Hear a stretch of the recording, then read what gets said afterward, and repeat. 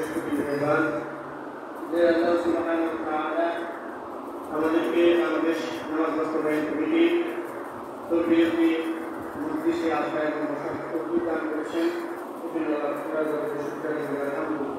আলহামদুলিল্লাহ। তো আসলে আমরা যে উদ্দেশ্য নিয়ে এখানে বসছি যে আমাদের মধ্যে আমাদের কমিটি কীভাবে আলোচনা করা যায়, জেলায় জেলায় কীভাবে আমাদের কমিটিকে আলোচনা করা যায় এই সম্পর্কে সংক্ষিপ্ত কিছু তথ্য দিয়েছেন হাফেজ শফিকুল ইসলাম আজিজ সাহেব। বিশেষ করে আমরা আমার যে কাজ ইলেকট্রনিক মিডিয়া, প্রিন্ট মিডিয়া অর্থাৎ তারপর ফেসবুক, তারপরে হোয়াটসঅ্যাপ, প্রত্যেক গ্রুপে আমাদের নামাজ বাস্তবায়ন কমিটির সকল কার্যক্রম সমস্ত বাংলাদেশে পৌঁছে দেওয়া, এটা হলো একটা বড় অর্জন।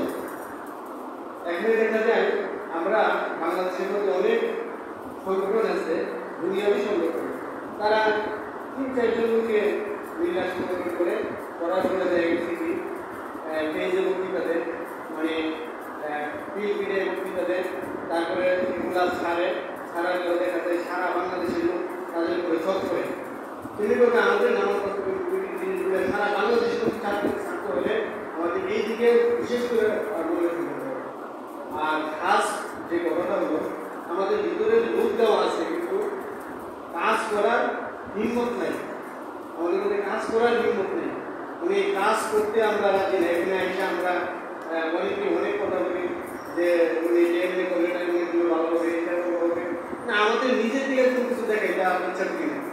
এই জন্য আমি বলবো যে আমাদের মুরব্বী আমি ওনাকে বলবো যে আমাদের সামনে কীভাবে কাজ করি ভালো করে এবং কর্তৃত্বের সাথে নেজামুল আওতার সামনে রেখে আমরা কাজ করতে পারি, এই মিশন নিয়ে সামনে এগোতে হবে। কারণ শৃঙ্খলা যদি না থাকে কোনো বিষয়ে, শৃঙ্খলা জবাবদিহিতা যদি না থাকে কোনো সংগঠনের মধ্যে, তাহলে ওই সংগঠন আর যাই হোক পুষ্টিকারী তার গন্তব্যস্থানে পৌঁছতে পারে না। এই জন্য আমি হযরতের দৃষ্টি আকর্ষণ করবো, বিশেষ করে আমাদের হযরতের সাথে আয়োজন আজকের মানুষের দৃষ্টি আকর্ষণ করবো, যারা আমার এই সংগঠনের উপদেষ্টা ওনাদেরকে দৃষ্টি আকর্ষণ করবো, এই জিনিসের দিকে যেন মনোনিবেশন করে, এই জিনিসের দিকে যেন থাকে। আল্লাহ সকলকে বোঝার করতে করবো।